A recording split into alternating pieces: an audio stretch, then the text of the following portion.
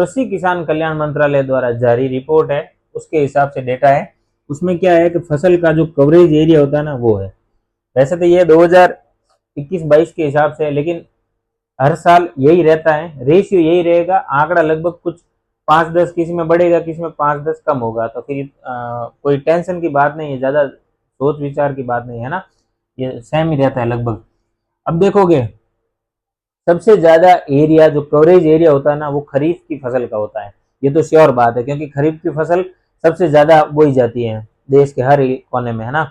और राबी की फसल मुख्यतः जहाँ पे सिंचाई की सुविधा उपलब्ध होगी वहीं पे राबी की फसल बोई जाएगी। और खरीफ की तो जहाँ देश में सब जगह सिंचाई उपलब्ध ही नहीं है वैसे भी, ठीक है दोस्तों। तो खरीफ का सबसे ज्यादा कवरेज एरिया राबी खरीफ में बोलेगा तो खरीफ का सबसे ज्यादा रहेगा, ठीक है। कितना है तो 882 लाख हेक्टेयर, ठीक है, 882 लाख हेक्टेयर है। उसमें से सारा अलग अलग दे रखा है मैंने, है ना।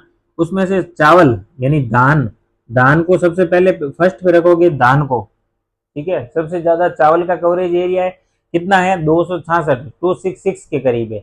फिर सेकंड नंबर पे देखोगे तो तिलहन है ना, तिलहन जिनसे तेल निकलता है ना उनको तिलहन बोलेंगे, ऑयल सीड्स, ठीक है। फिर है ये मोटे अनाज, है ना, मोटे अनाज यानी कि 148 लाख, मोटे अनाज का 148 लाख, ठीक है। फिर है ये दलहन, थर्ड नंबर पे मोटा अनाज है, मोटा अनाज, ठीक है। फोर्थ नंबर पे है दलहन यानी दालें, पल्स, पल्सेज हो जाएगी थर्ड नंबर पे। फिर है फोर्थ नंबर पे आ जाएगा कपास, सॉरी, फोर्थ नंबर पे है कपास, फिफ्थ नंबर पे है दालें, कि दालों का एरिया कम है, कपास 121 है। फिर सिक्स पे आ जाएगा अपना गन्ना, गन्ना एफआरपी वाला, एफआरपी पता है ना, एमएसपी में एफआरपी होती है गन्ने पे। फिर है जूट और मेस्टा, वो है 7 लाख हेक्टेयर, ठीक है।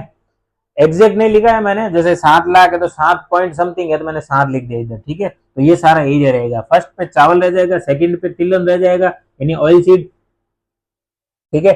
थर्ड पे क्या रह जाएगा, मोटा अनाज। फोर्थ पे रह जाएगा कपास। फिफ्थ पे रह जाएगा दलहन यानी दालें, पल्सेज। और सिक्स पे रह जाएगा गन्ना। और सेवंथ पे जाके आपके रहेगा जूट और मेस्टा। ये आप कवरेज एरिया ध्यान रखना, एग्जाम में ऑप्शन एलिमिनेट करने में आपका काम आएगा। Thank you friend.